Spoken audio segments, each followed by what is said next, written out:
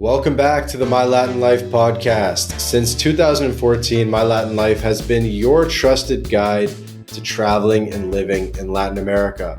Our guest today is Derek Silva, the head of blockchain marketing over at Liberland. So this episode is going to be about all things Liberland, the micronation, the upstart nation in the heart of Europe. Derek, how's it going, man? I'm good, Vance. Thanks a lot for having me here. Really appreciate the opportunity to share some more about Liberland for your listeners. Absolutely. Thanks for being here. I guess to kick it off, softball question, do you say Liberland or Liberland? I used to say Liberland, but after going to Floating Man in 2023, pretty much everybody there who, including President Jedlička, says Liberland as in liberty. So Liberland. Okay. Yeah, I guess if you had a Spanish accent, libertad, it would have a little bit of the E, but right. Liberland. Okay, cool. I'm glad if that's the only thing we accomplished today, it's still a successful episode. Liberland.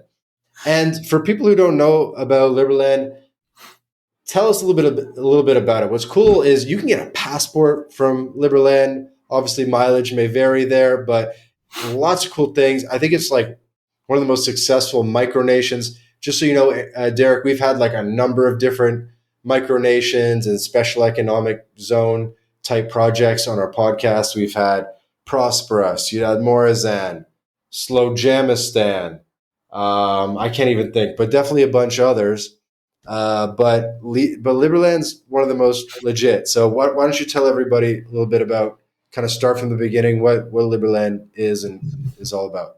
Yeah, sure. Thank you.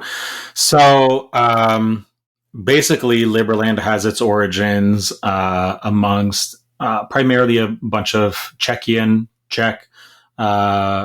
individuals who were having an incredibly tough time trying to push reform in their own country. Reforms that would ultimately make it easier to do business, make it easier to attract foreign direct investment, and a lot of the things that most countries want for their economies. And, basically they toiled away. They had their own political parties, or they were running for office and just had a really, really hard time trying to convey this message of why this post-Soviet nation that obviously now stands on its own 2 feet, how they could continue to improve and how they could continue to do better. Mm-hmm.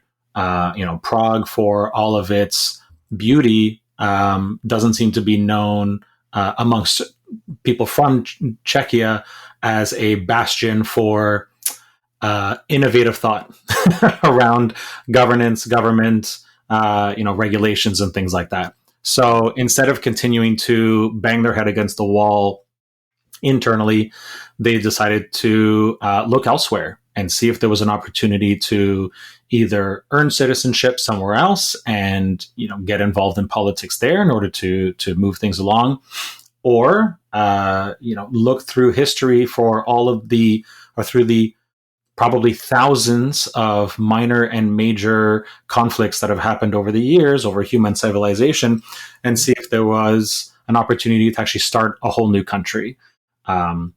New countries start somewhat infrequently, but certainly it's not unheard of. Unfortunately, it's typically through conflict, South Sudan being a fairly recent example. And ultimately, that was something they wanted to avoid. So, pardon me, 1 second. No worries. So the guys are Czech, or primarily Czech, but it's actually not, it's on the border of Serbia and Croatia. Yeah. So just about to get there. So basically, again, one recent example of a conflict that turned into many new countries was Yugoslavia. And Yugoslavia is really the result of Western powers saying, you guys all kind of look alike and sound alike, so we're just going to lump you into this like empirical, border that we feel like makes sense for us. And we're just going to call you Yugoslavs, completely ignoring the fact that you have probably upwards of 10, maybe even 15 distinct, unique people, unique societies, cultures, languages. and just being like, oh, you guys are just, you're just all Yugoslavs now. And obviously, if you look at history in throughout the last 70 years, you see, obviously, these people did not all get along beforehand, and certainly not after. And we ended up with the Yugoslav War, and now there's 7 or 8 different countries. Forgive me if my math is incorrect there, but you have Croatia, Serbia, Montenegro, Czechia to nearby, and Kosovo, etc. And within that, along the Danube River, again, throughout generations, rivers, lakes undergo massive engineering works. The Thames River in London certainly has, for example, and the Danube is no stranger to engineering works that has altered its course. And that conflict, that last one between Serbia and Croatia, left a bunch of different pockets of land that are up to various debates. Some both countries want, some neither country wants to claim. And over time, you end up with this concept of terra nullius, which literally means no man's land, Latin term. Mm-hmm. And this region of Gornja Siga, qualifies as that as far as many people are concerned. It was 20 some years. Nobody had set foot on it. Serbia says, we don't want it. Croatia says it belongs to Serbia. So you literally have this 7 square kilometer kind of an island, like the river, a stream does go around it, but it's very, very shallow most of the year. And what we call Liberty Island, sitting right in the middle of the Danube River. Literally, nobody wants this land. So Vít Jedlička and his band of merry brothers found this land, decided to actually visit it, and ultimately ended up, claiming it as their own and naming it Liberland, founding Liberland on small L libertarian values, freedom, rule of law, and ultimately have been, striving for official international recognition ever since then. I'll end on this piece. For anybody who has heard of Liberland and doubts its validity, I encourage you to go read up the Montevideo Convention from 1933, I believe, that actually defines what statehood is and how a country can exist on its own. And there's 4 criteria, and we meet all 4. We have the ability to enter into international relations. We have a permanent settlement, permanent population. We govern over that population. We, as in the citizens and the government of Liberland. And there's one more that's escaping me at the moment, but basically, there are 4 tenets. We meet all 4. Liberland meets all 4, and under law, it is its own country. So, that's the origin story in less than 10 minutes, which is pretty good, and things have flowed from there.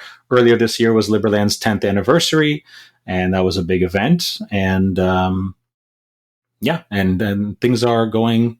They're going pretty well here into 2026. And sorry, what was the founding year again? 2015.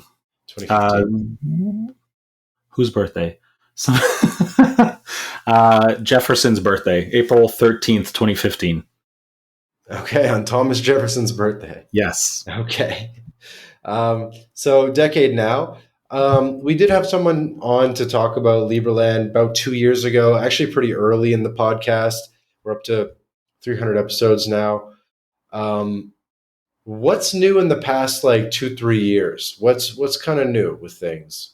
Yeah, so 2023 was really the first time that Croatia acknowledged Liberland's existence in a more valid way, in a way that actually acknowledged, we need to put people here on the border in order to ensure Croatia's security, which is totally fine.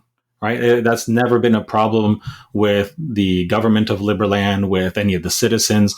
Obviously, Croatia should and must enforce control at its borders. We believe 100% in that, and they actually established a border point in July or August 2023, right around the time Floating Man, the annual festival, was happening. And so that gave us an opportunity to actually go through border exit points in Croatia on our way to Liberland and enter Liberland, like you would any other country, like you're going from Serbia to Hungary, or like you're going from Canada to the United States, or England to France if you're taking the Channel or something like that. Obviously, there's border control. You might need to do biometrics. They record some data. You tell them why you're exiting Croatia and entering Liberland, and so that was a big change from the previous 8 years of mostly a lot of legal spats. Ultimately, people trying to enter the land and Croatia saying you can't, never really having a good explanation about why you can't. Just kind of like a parent, like, no, because I said so. And I'm a parent, so I know that I'm guilty of that sometimes. But when you don't have a strong reason you can explain to your 6-year-old, you just say no, and it's because daddy says so. But in this case, it was, well, why are you preventing us from accessing Liberland from Serbia, across the river, what have you? And a lot of it was just because no. But Croatia joining the EU, has, I think, changed the rules around the border that's a an little important bit. dynamic, right? Is Croatia's part of the EU and now part of the Schengen, actually quite recently, right? In the past 2 years, a year or two? 3 years or so, yeah. Right.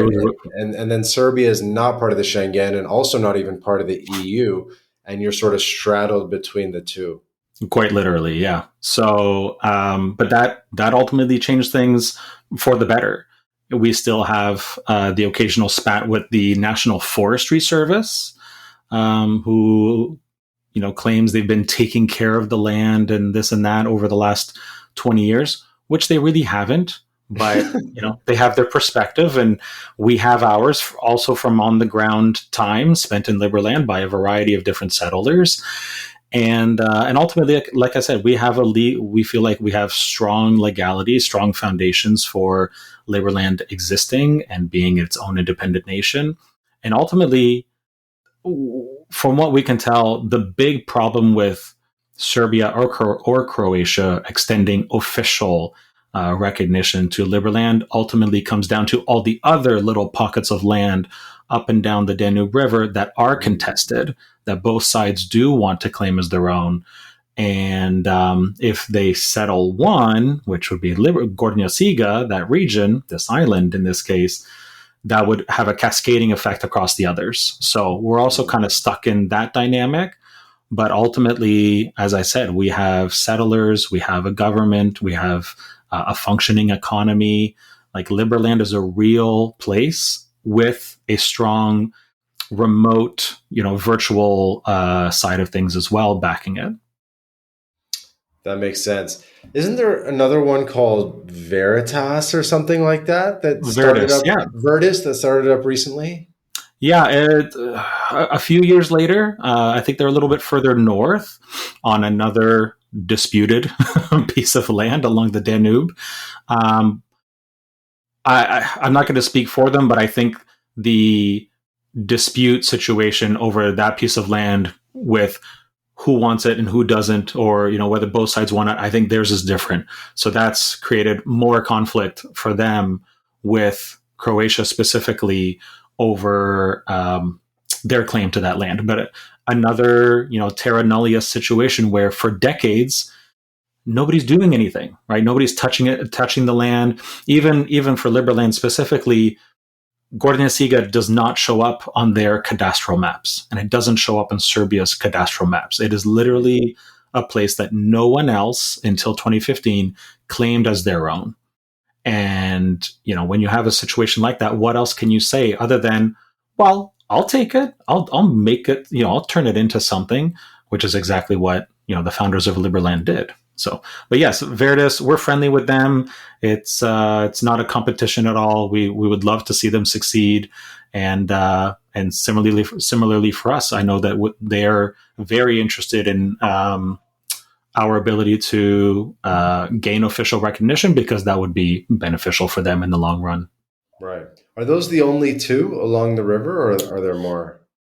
From what I recall, hearing others who are on the land and in contact, especially our Ministry of Foreign Affairs.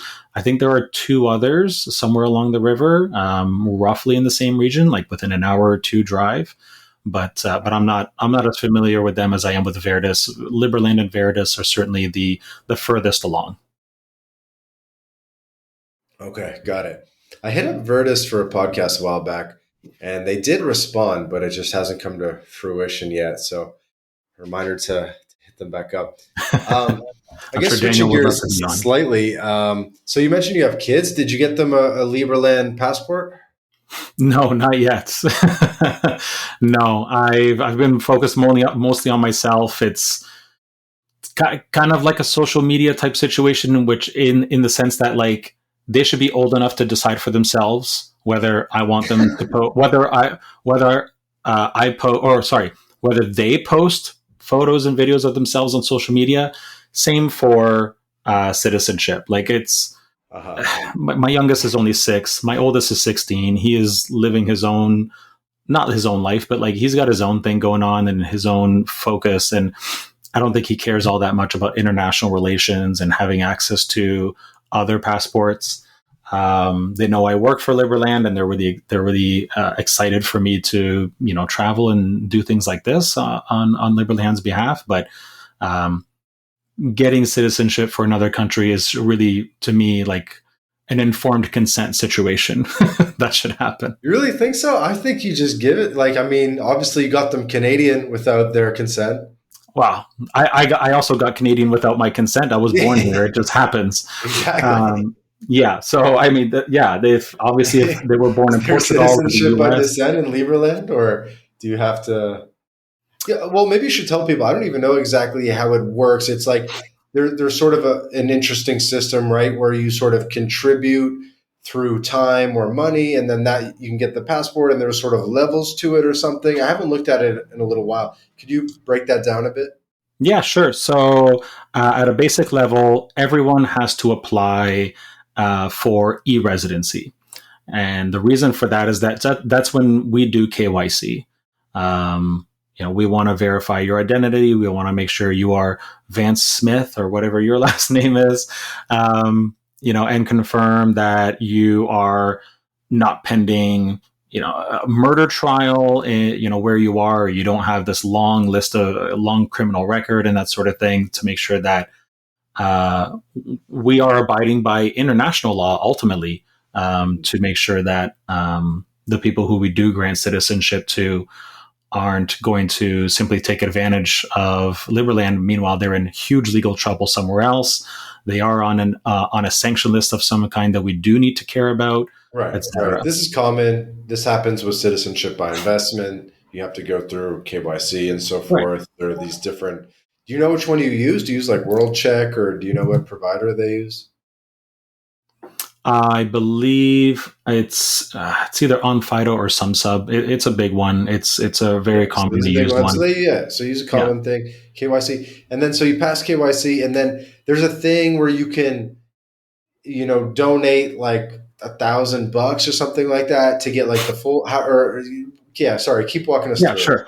So whether you're only applying for e-residency, which we are trying to develop into a comprehensive system similar to Estonia's, or you're going straight to citizenship, you need to pass through KYC. You need to get e-residency. That's the stage we complete identity verification at.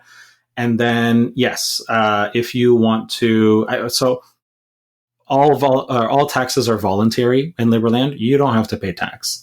You can register for e-residency, create a business, start running it under Liberland law, maybe even physically in Liberland. You'll never have to pay, collect sales tax, value-added tax, whatever you want to call it, or pay income tax on any of the money you've made in Liberland and through your Liberland company. Mm-hmm. To Liberland, at least. Where you live right now, might have different laws. France is trying to introduce, or maybe did introduce a law where you have to pay taxes on all global income. That sort of thing does not exist in Liberland. Mm-hmm. And then, yes, if you want to apply for citizenship, you do have to amass 5,000 Liberland merits. These are representations of work, of effort, time, or money that you have contributed to Liberland's growth.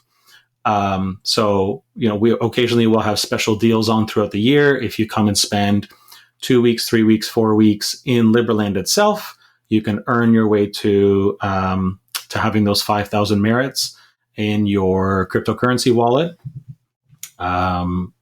And be able to apply for citizenship then. Or alternatively, you can pay voluntary taxes and amass your 5,000 Liberland merits that way.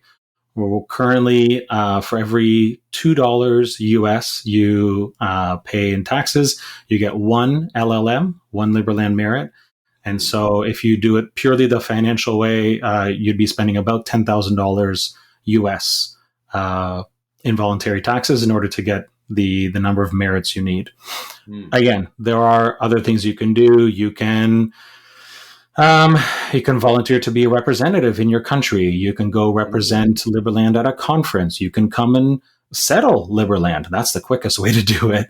A bunch of different things. Basically, email us, offer some services. We can, you and the chief of staff or something like that can come to some sort of agreement on what that's worth, and and earn at least a portion of your way to having 5,000 LLM. I'm doing it the old-fashioned way. I'm contributing. I get paid obviously to be the head of blockchain marketing, and I'm paying voluntary taxes until I reach that 5,000 LLM mark, and then I'll be applying for citizenship then. Perks of citizenship or why you would need it. If you want to start a business under Liberland, access certain service providers that accept e-residents, obviously that's all you need. If you want to vote on congressional elections, if you want to run for Congress, if you want to be a senator at some point, basically exert political influence, then you need to be a citizen in order to do so.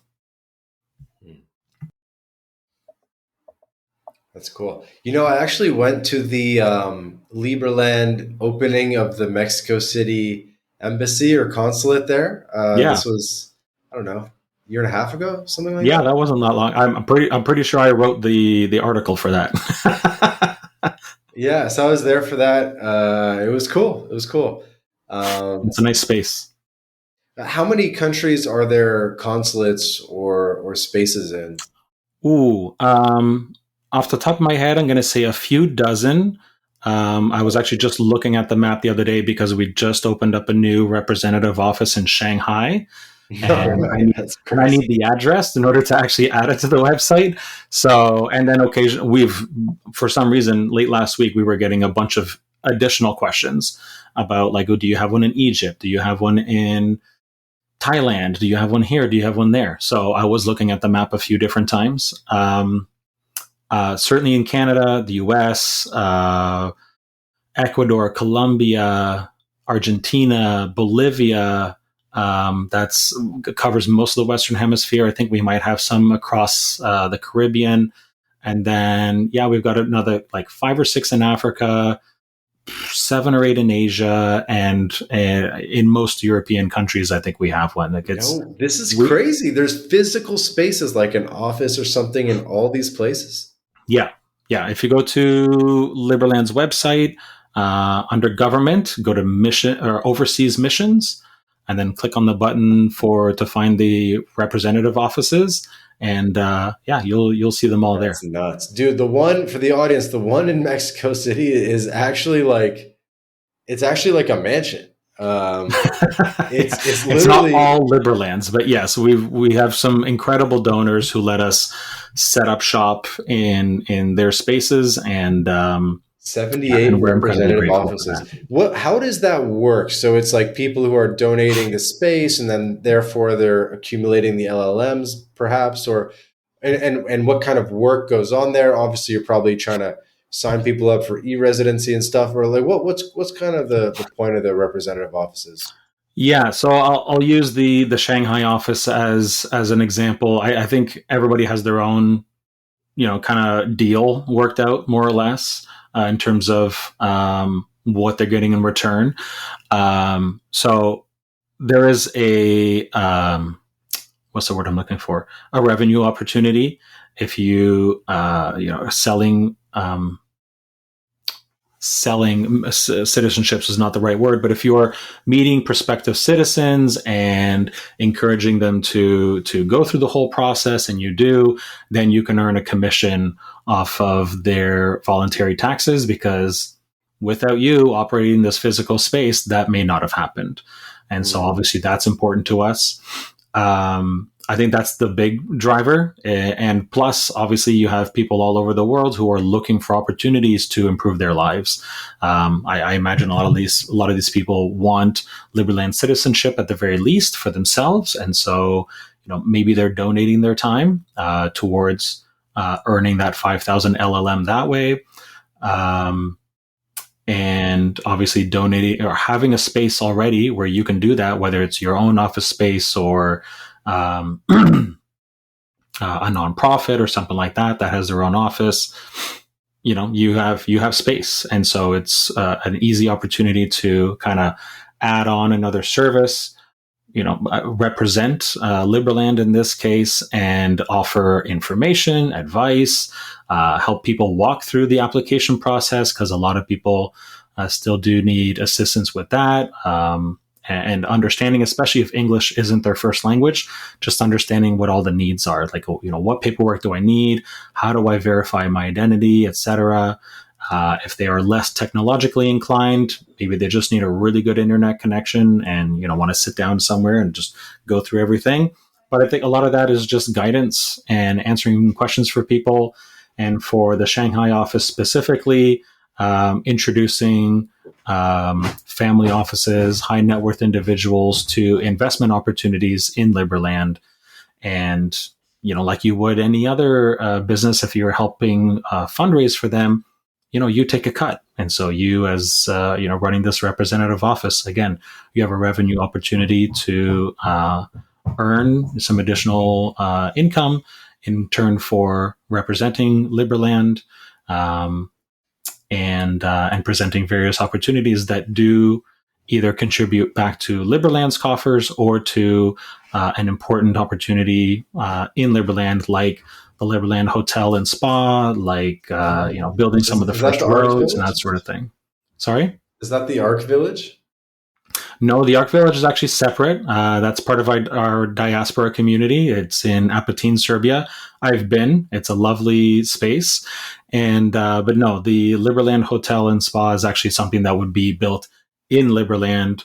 It's really, really nice. It doesn't look like I can present my my computer screen here, but I can send you a link later, and maybe you can throw it in there as part of the show notes or something like that. Yeah, definitely. We can link up anything. Okay, cool. So so tell me a bit about physical structures on Liberland. I remember hearing some news that like there was like a raid a couple of years ago, and they like, I don't know, they like unplugged the fridges and took the generators, or I don't even know what happened. But do you want to like maybe walk us through the trials and tribulations and kind of where it's at now? Yeah. So, 2020, what was that? 23 or 24, things got pretty sophisticated. We were building sanitary facilities and a permanent kitchen and homes for people to live in. We, as in like the settlers. And unfortunately, that was at kind of the height of the conflict with the Croatian Forestry Service, ultimately. And they came in and said that, everybody was there legally. It's their job to take care of the forest. We've chopped some trees down, and therefore they need to kind of kick everybody out. And they treated people's tents and burners and, phones, lights, etc., as just trash. They said that the settlers were littering and took a lot of the stuff and basically just threw it out, which was really unfortunate. Some of it they actually set aside at a nearby site where, like, kind of like a staging site for their work. And so a lot of it was still there. But yeah, unfortunately, the summer and fall 2023 was kind of lost in that sense. But since then, I mean, there are people who are living there, various degrees of comfort. Some of them are using tents and sleeping bags and, building fires and things like that in order to get by. A lot of them are, I mean, basically they're kind of trying to start civilization from scratch in terms of, like I said, building sanitary facilities, being able to cook every day, having power is really important. And to that extent, each settler is having varying degrees of success.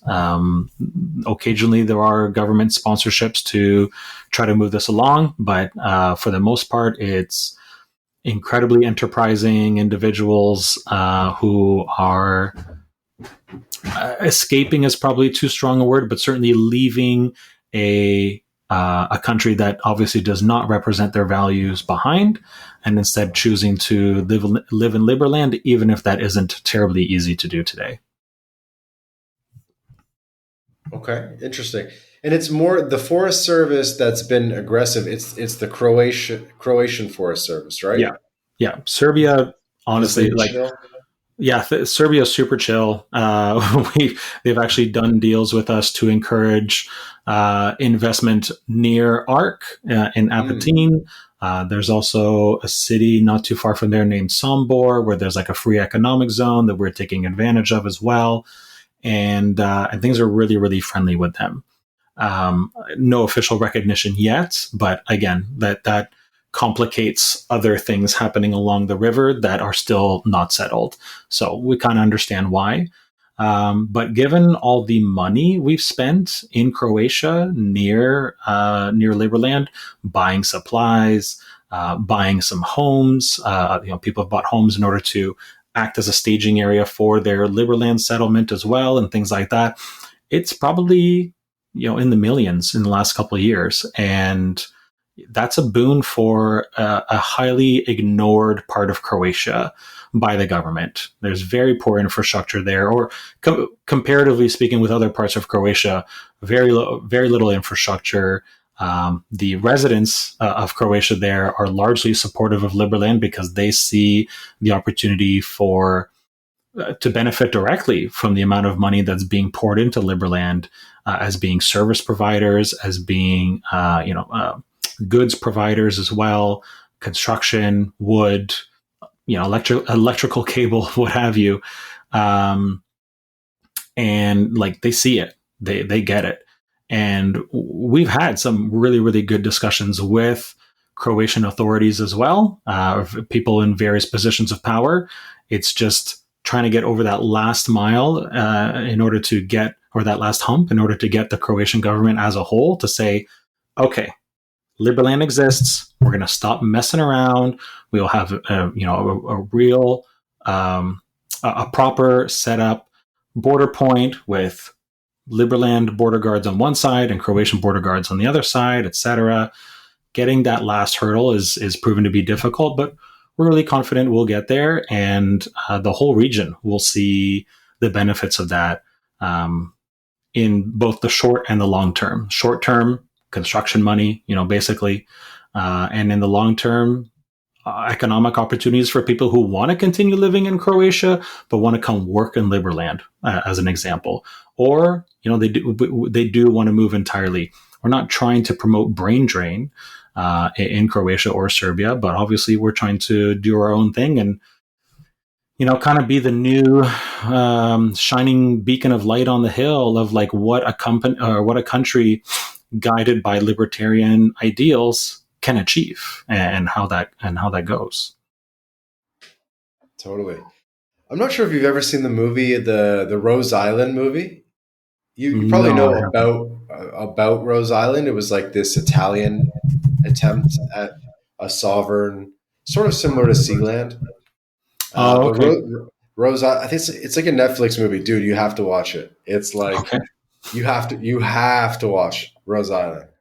It's like exactly this. But anyway, so the guy, he drives to like the ECJ or something, like the European Court of Justice or the International Criminal Court or one of these things, Right. and presents his case there. And is Liberland going to do anything? Like at some point, is there ever going to, there must probably be this idea of having like an international arbitration or whatever it's called, where an independent third party, the EU, etc., makes like an independent judgment about kind of the borders and so forth. We've filed some lawsuits with Croatian superior courts and even the Constitutional Court a few times. I haven't heard of any aspirations or plans or anything like that to go all the way to the ICJ or anything along those lines. Maybe it's been discussed and I'm just not aware of it. And I talk to the Minister of Foreign Affairs every once in a while, but not that often, just because we don't our paths don't cross over very often in our day-to-day lives. Fair enough. I'm curious. It'll probably have to get to that at some point. But anyway, so you're the blockchain marketing guy. Hit us with what the blockchain angle is all about here. Yeah. So ultimately, we feel that when you're paying voluntary taxes, when you are part of a country, things should be incredibly transparent. And so that goes all the way from how much money is coming in through various means, and some of those are service fees for registering your own subdomain at ll.land. So you can have vance.ll.land or MyLatinLife.ll.land and that sort of thing. You guys own .land? ll.land. Okay. So selling subdomains off of there, people visiting places like Arc, where you do pay to spend the night, you can eat, you can drink, etc. Through e-residency fees, all the way on up to citizenship applications, and therefore, those people have amassed 5,000 LLMs somehow. And so at this point, we're past the 50% mark, where more than 50% of the country's finances are on chain, which is significant because it makes it accessible, auditable, basically really, really easy for anybody, not just e-residents and citizens, to actually see what's happening, quote unquote, behind the scenes. You live in LATAM, I live in Canada, and I don't have an easy way for myself to audit how much money the Canadian government is collecting, where it's collecting it from, where it's spending it on. We get a budget proposal at some point during the year. We get documents from the government that says we spent this much money and here's where it all went. And as a citizen and somebody who was born here, I don't have much more insight than that. The parliamentary budget officer might do a report, but again, that's a black box, and we get the report that we get. I have some level of confidence that it's all as accurate as can be. But even as a citizen of this country, as somebody who's run for political office before, at a municipal level, run and won, I don't get, any more visibility than anybody else. And when you are hoping that the government will spend your money appropriately, being able to look at that for yourself and that same information being available to a third party auditor or what have you, we think is really important. And so we are moving to a place where 100% of finances will be on chain from the moment we get possession as a country to the moment it gets spent. The other reason is that running all these applications then makes sense to do on a blockchain, because then everything is transparent.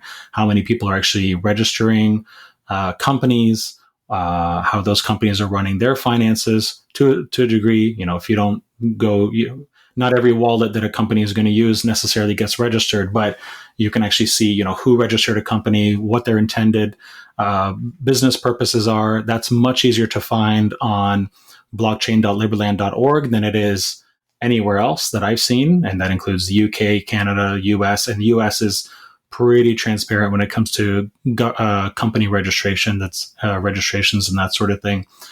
And I think the biggest one is transparent voting. So you can actually see how citizens have voted in each election prior to, like, leading up to the endpoint happening, and then immediately seeing afterwards, like what the prediction for the next election is going to be based on the votes on chain. So let me back up. We have congressional elections every 3 months, which is far more frequent than I think any other country in the world. But that gives everybody an opportunity to immediately start filtering out bad congressmen, or however you want to define that, within hours, ultimately, of that congressman being or congressperson being elected.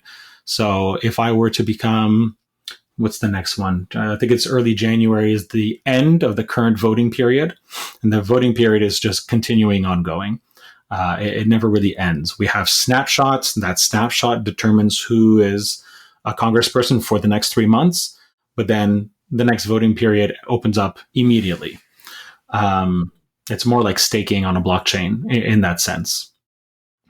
And so let's say I run, I win. Within 3 days of winning, somebody sees a massive contribution or transaction on my wallet, and I receive 1 million LLD. Right, so that's worth $1.40 something US as of this recording. Each. So somebody's paid me $1.4 million. Up until then, I've presented myself in a certain way. I've had a platform, etc. Suddenly I reverse. I'm behaving completely opposite. Basically what you've seen is transparent corruption, right? You've seen me take a massive amount of money, and now I've completely done a 180 on my values and the way I talk about Liberland and the way I see things, or how I see things going. Well, you don't have to wait a year or 2 or 4 years to vote me out of office. January, February, March, by early April, 90 days later, don't vote for me, right? Allocate your votes somewhere else, and I'm gone. And the amount of damage I can do in 3 years, when you have a Congress of 7 people, 1 vote out of 6, it's pretty small. Obviously I can vote my way and I can try to convince people to vote the way I want, but chances are everybody now knows that I've gotten this massive amount of money, from some third party who obviously wants me to influence my vote somehow. And I'll basically be cut out of the situation. Like, it's just, I'm going to have almost no power because I'm only 1 vote.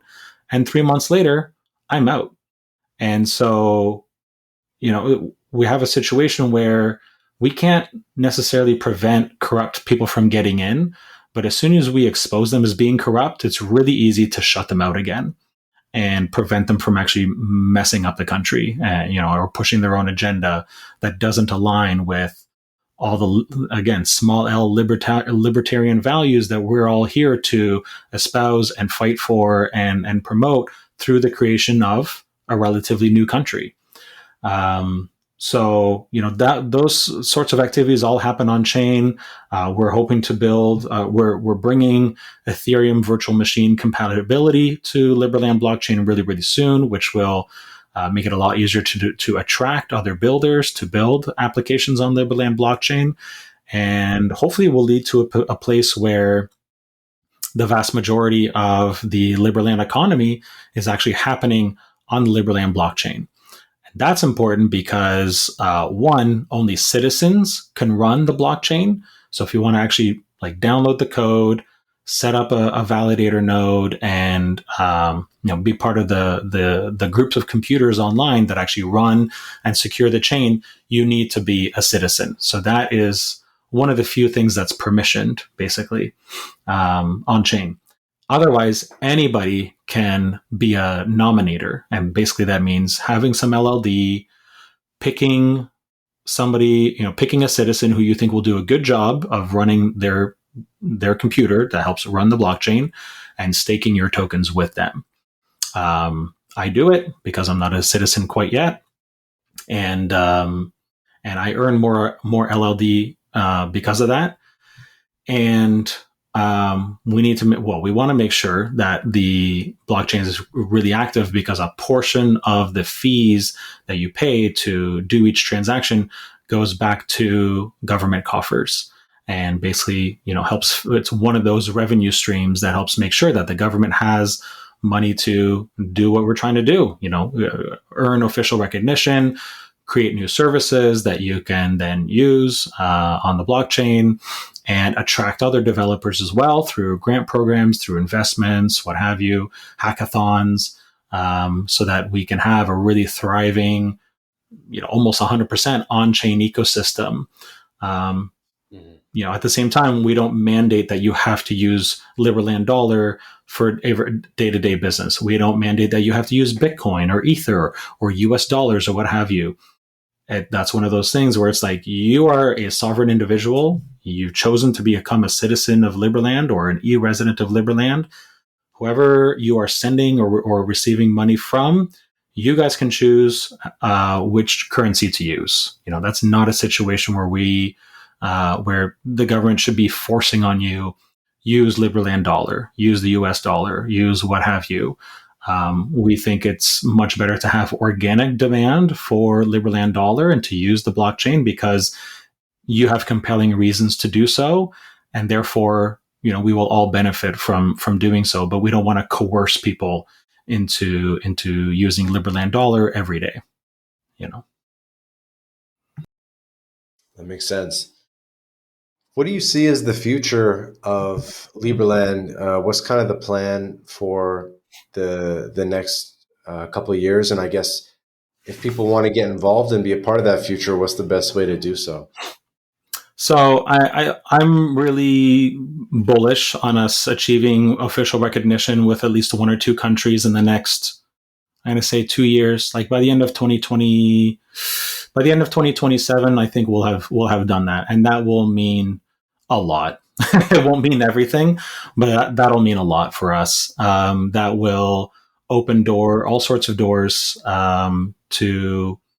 Ultimately, it adds credibility. Besides the fact that we do meet the Montevideo Convention, besides the fact that we have an on-chain economy already, that we're incredibly transparent about how money gets spent and all that, it will getting official recognition. And it doesn't have to be from Serbia or Croatia. It could be from Argentina, the United States. It could be from an African nation like Somaliland, who is on their way to official recognition as well in a variety of situations. Once we get there, that will add a lot of credibility and make it easier for us to get official recognition and official overseas missions, ambassadors from other countries across the board. So I'm really confident that'll happen in the next 2 years. Obviously, I cannot guarantee it, but I think that'll be terrific. And ultimately, 2026 is going to see us, I hope, invest heavily in the blockchain side of things, even more so than we already have, and really push the envelope in terms of what people should expect from a country. See a lot. You'll hear a lot of countries say, "Well, we created 200,000 jobs last quarter, or we created this, we created that." No, you did not. You created the environment where that could happen, right? And that's ultimately any government's job. You should be creating the environment for people to thrive, for people to want to spend their money and invest and come live, in whatever jurisdiction you are behind. And let them do what people do best, which is to create and to invest and to grow. That's ultimately what this is. It's supposed to be the ultimate example of, if you get out of people's way, they will do amazing things. And you don't need, as the government, to tell them what to do or tell them where to put their money or tell them how to raise their children or what have you. So I mean, that's ultimately where we're going, is creating this environment where if you want to homeschool your kids, homeschool your kids. If you want to create a private school and teach the Montessori style or whatever, great. And you will have to convince people to come and join, your school. If you want to create a online gambling business or, manufacturing plant or what have you, you can do that. You have to make sure you're not infringing on other people's rights when you do those things. But ultimately, that's the bar, and that should be the bar. Don't hurt others in the process. But ultimately, go do your thing. And I hope that the next 2 years will really show that. We're obviously looking for investments in the Liberland Spa and Hotel that will be in Liberland, as I mentioned. Looking for service providers or bids of various kinds from different companies to come and build in Liberland. And I think we've made a lot of strides this year, and we have a permanent population, and we have people to cater to. We actually had two centralized exchanges, cryptocurrency exchanges this year, begin accepting Liberland e-resident cards and passports as valid which KYC. exchanges are those? Byconomy and Byfinance. Not the biggest exchanges in the world, but I would say solid tier 2 exchanges, millions of users each one. And I've tested it out myself. Like, I've gone to Byconomy. Where do you live right now? Canada. But what piece of ID are you using to verify your identity? My Liberland e-residency card. And that was valid there, and that was valid on Byfinance. And we're looking for more relationships like that, which, again, continue to add credibility to the fact that we are operating a legit, entity here in the form of the government of the Free Republic of Liberland. And I see really good things coming up for the next couple of years, and hopefully you'll see my fingerprints all over it with the videos and the blog posts and the press releases and interviews like this one, where we continue to spread what we're doing and hopefully attract more people to come join us and help. Totally. Any other random benefits that, quirky benefits we haven't mentioned?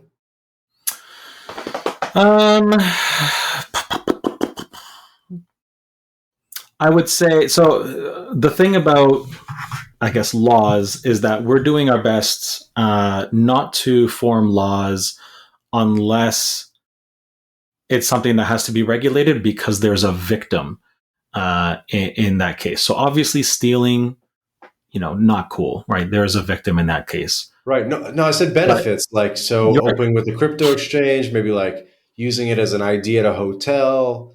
Things like that. I was going to get there, but I'll try to wrap up real quick here. So basically, what I'm trying to say is, in terms of like the types of companies you can register and operate in Liberland, it's a very wide array. So if you are living in, I don't know, West Africa right now, and creating a business in Ghana or something like that would be incredibly cumbersome. You have to get like 50 different licenses. You're going to spend a ton of money getting that done. Becoming an e-resident of Liberland and operating, registering and operating that company out of Liberland is going to be far easier for you than it would be to do it at home. And there's no restrictions on the Liberland side from you offering those services to people back home where you live and elsewhere. So I was, that's where I was trying to go with that. Otherwise, we can't guarantee it because we don't have official recognition, but yes, we have had people use their passport across a couple of dozen different countries, getting in, getting out. It's been seen as valid. Again, we cannot guarantee you're going to have success. You should have a backup option on you in case somebody calls you out on it, border security or what have you. But otherwise, like the e-resident card looks like, a lot of different countries or states' driver's licenses. It's got holograms. It's got security features. It's got your photo on it, your name, your Liberland e-resident ID number, etc. it's a legit piece of photo ID. You should be able to use it to get into bars, we know people have used it to check into hotels instead of a driver's license or a passport. And if you want to use it for that purpose in more low stakes environment, you should have very little trouble in that regard. Crossing borders obviously can be fraught even when you do have all your paperwork in order, depending on where you're from and where you're going. But we have had people enter the US, enter a variety of African and European countries. I know somebody who entered the US. It might have been luck, but we have documentation from individuals who said, I use it to get into this place, and here's the stamp, right, in my Liberland passports for proof. So if you want to try it out, go for it. But if you have a passport from your home country already, definitely have that with you just in case. And but the EU resident card works as photo ID in lots of different situations, and so from that respect, it has, I guess, that hidden benefit to it as well. Cool. So as we get to wrapping up, where can people get involved? What's the best way? Where can people find yourself as well as get involved with Liberland? Liberland.org is your place to kind of get everything. You'll learn about learn more about the origin story, access links to all of our socials: YouTube, X, Facebook, Instagram, LinkedIn, Blue Sky, Discord, Telegram, whatever platform you want to use to get more engaged with. We are here, and we're probably on that platform. Links to all that are from liberland.org. If you do have some sort of valuable service you can offer, and maybe you earn your way to citizenship that way, make an account and then send us an email so we have something to tie it back to info@liberland.org, and you'll be able to pitch yourself that way. Otherwise, the most important thing you can do is become an e-resident and or become a citizen so that you can really get involved in the day-to-day stuff, especially at the political level, if you want to vote, if you want to run for Congress, and so on. I feel like I'm overdue for being an official Liberland ambassador, so we'll talk about that offline. Sounds good. Cool. Well, we'll get to wrapping up there. There'll be a link in the description of this episode to Derek's contact info. What should we put in there? Your Twitter, your what? You can follow me on. I'm on X, Twitter, x.com/Derek Silva, my real name, and you can email me derek@liberland.org. Nice. So when we say bye, hold on 2 seconds as the audio uploads. The audience is tired of me saying that, but I always forget to tell the guest. Guys, link in the description to check out Derek's profile and then Liberland as well. This has been another episode of the MyLatinLife podcast. Again, our guest today, Derek Silva. Obrigado, amigo. De nada. And guys, please subscribe to the podcast wherever you're listening to this. YouTube, Spotify, Apple Podcasts, wherever you're listening to this. Leave a review, drop a comment, helps us grow the show, and we'll see you in the next episode of the My Latin Life podcast. Ciao for now. Thanks, Vance.